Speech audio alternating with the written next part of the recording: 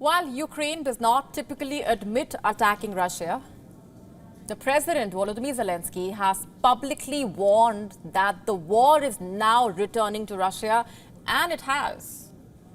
On Wednesday morning, the Russian air defenses shot down 2 drones and electronically disabled another one.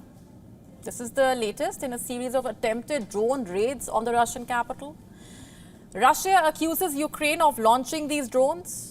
Air traffic at 3 airports in Moscow was affected as a result. Drone raids at Moscow have become a near daily occurrence. On Tuesday alone, 5 settlements were bombed by drones.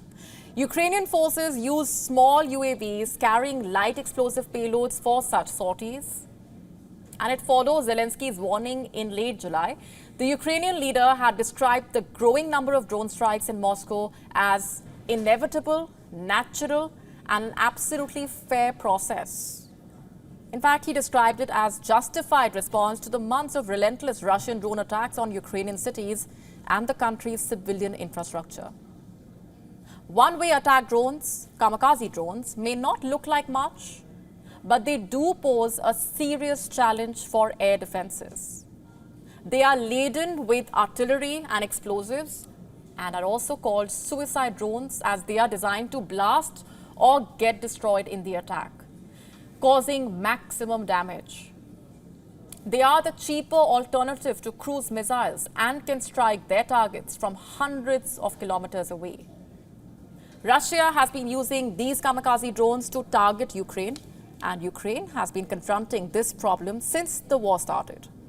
Many Ukrainian cities, like Odessa, still remain vulnerable.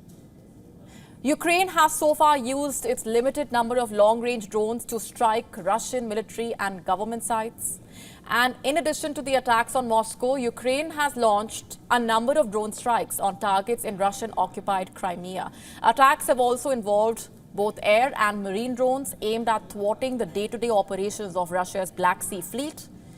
Most recently, Ukraine demonstrated its advanced naval drone capabilities with a series of successful attacks in the Black Sea.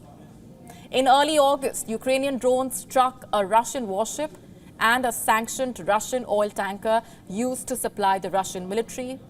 It caused serious damage to both the vessels.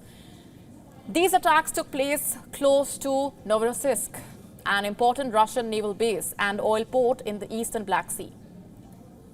Now, Ukraine's use of drone attacks sparking alarm and, frankly, considerable embarrassment for Russia.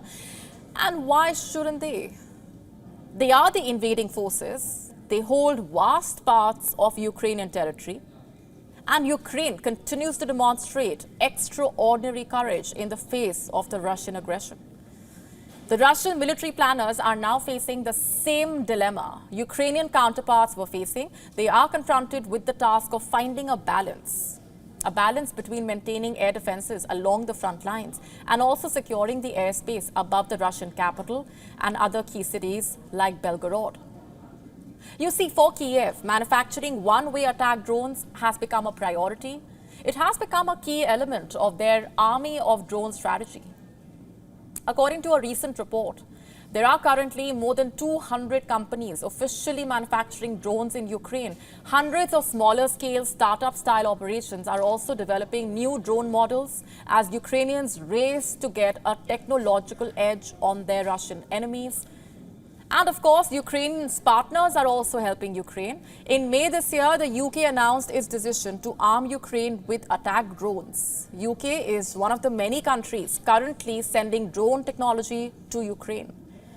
Recent Ukrainian drone attacks suggesting that the momentum in the drone warfare may be shifting in Ukraine's favor, and Russia is now faced with the task of redeploying its air defenses to counter the growing drone threat from Ukraine. And it also, by the way, points to a larger picture of the war as it stands today.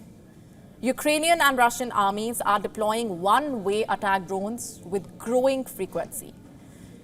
They are using these drones to strike armor, as well as military targets located well behind the approximately 1,200-kilometer front line. On land and sea, drones are playing an increasingly critical role in the war.